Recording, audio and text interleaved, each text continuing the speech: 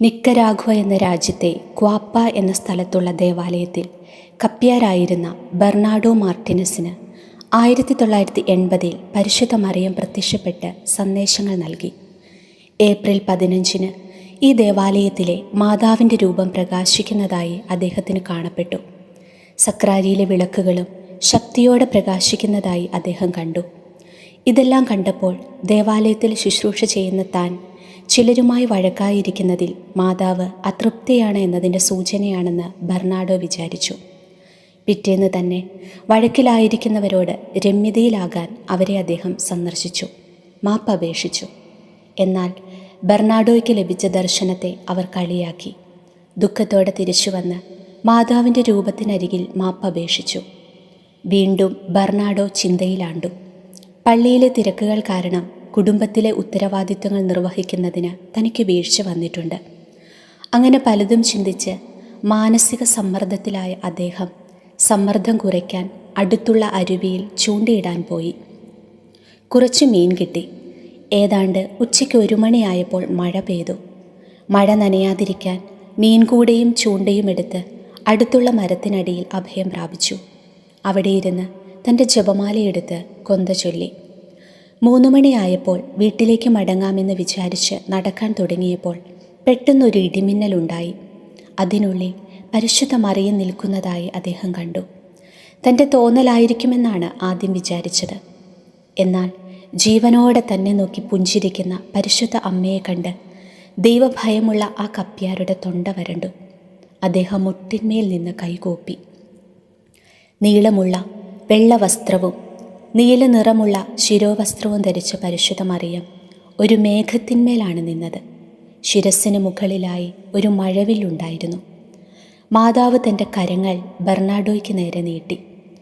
ഒരു പ്രകാശം മാതാവിൻ്റെ കരങ്ങളിൽ നിന്ന് പുറപ്പെട്ട് അദ്ദേഹത്തിൻ്റെ ഹൃദയഭാഗത്ത് പതിച്ചു.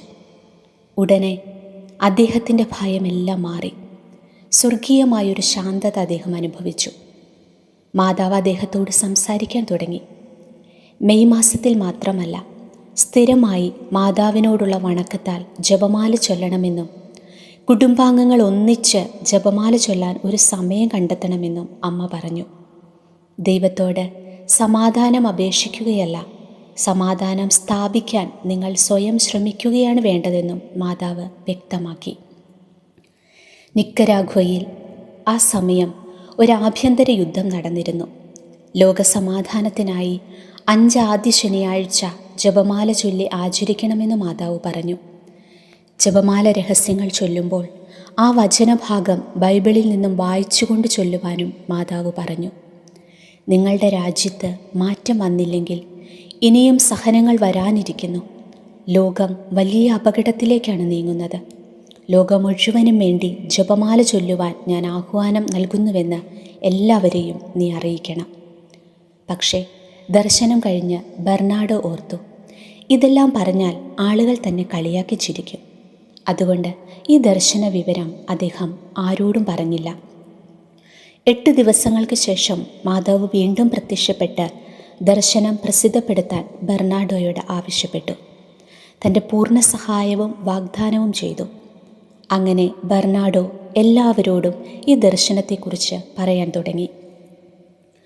1980 ജൂൺ 9 ജപമാല ഭക്തരായ സ്വർഗവാസികളുടെ ഒരു ദർശനവും ബെർണാഡോയ്ക്കുണ്ടായി. ജപമാല ഭക്തി പ്രോത്സാഹിപ്പിക്കപ്പെടണമെന്ന് അവർ പറഞ്ഞു. അവരുടെ കരങ്ങളിലെ ജപമാലകൾ പ്രകാശിക്കുന്നുണ്ടായിരുന്നു. ബെർണാഡ് താൻ പറയുന്ന ദർശനങ്ങൾ സത്യമാണെന്ന് അംഗീകരിക്കപ്പെടാൻ ഒരു സ്വർഗീയ ഇടപെടൽ വേണമെന്ന് മാതാവിനോട് ആവശ്യപ്പെട്ടു. ജയിലിൽ കിടക്കുന്ന ഒരാളുടെ മോചനം എങ്ങനെ നടക്കുമെന്നും അദ്ദേഹത്തിൻ്റെ ബന്ധുവായ ഒരാൾ കൊല്ലപ്പെടുമെന്നും പ്രവചിക്കാൻ ഒരു മാലാഖയെ അയച്ച് മാതാവ് നിർദ്ദേശം നൽകി. അതും പ്രകാരം ബെർണാഡോ നടത്തിയ പ്രവചനങ്ങൾ രണ്ടും നിറവേറി. ജനങ്ങളുടെ വിശ്വാസം വർദ്ധിച്ചു. 1980 ഒക്ടോബർ 13 50ഓളം പേർ ബെർണാഡോയ്ക്കൊപ്പം ജപമാല അർപ്പിക്കുമ്പോൾ അവർ നിന്ന മൈതാനത്തിനു മുകളിൽ ഒരു വലിയ പ്രകാശവലയം കാണപ്പെട്ടു. സൂര്യന് ചുറ്റും നൃത്തം ചെയ്യുന്ന മഴവിൽ നിറങ്ങളും കാണപ്പെട്ടു. തുടർന്ന് പരിശുദ്ധ മറിയം വീണ്ടും ബെർണാഡോയ്ക്ക് കാണപ്പെട്ടു. ഇപ്രാവശ്യം ചാരനിറമുള്ള വസ്ത്രം ധരിച്ച് വ്യാകുല മാതാവായാണ് മറിയം പ്രത്യക്ഷപ്പെട്ടത്. കഠിനഹൃദയരായ ആത്മാക്കളുടെ മാനസാന്തരത്തിനായി ജപമാല ചൊല്ലി പ്രാർത്ഥിക്കാൻ മാതാവ് ആവശ്യപ്പെട്ടു. എല്ലാവരും പരസ്പരം ക്ഷമിക്കാനും സ്നേഹിക്കാനും മാതാവ് ആവശ്യപ്പെട്ടു. ദൈവപ്രീതിക്കുള്ള മാർഗങ്ങൾ അന്വേഷിക്കുക, അയൽക്കാരന് നന്മ ചെയ്യുക, സ്വന്തം കുരിശ് സഹിക്കാനുള്ള ശക്തിക്കായും വിശ്വാസവർദ്ധനയ്ക്കായും പ്രാർത്ഥിക്കുക. കുടുംബങ്ങളിൽ അസമാധാനം വർദ്ധിക്കുന്നു. പക്ഷേ പ്രാർത്ഥനയിൽ അഭയം തേടാതെ എല്ലാവരും പരസ്പരം പോരാടുന്നു. ക്ഷമ ലഭിക്കാൻ പ്രാർത്ഥിക്കുവിൻ, മാതാവ് പറഞ്ഞു.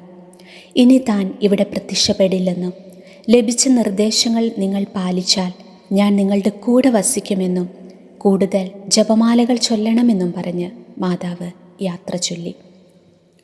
1982 തിരുസഭ ക്വാപ്പയിലെ മാതാവിൻ്റെ പ്രത്യക്ഷങ്ങളെ അംഗീകരിച്ചു. നമുക്കും പരിശുദ്ധ അമ്മയോട് മാധ്യസ്ഥ്യം തേടി പ്രാർത്ഥിക്കാം.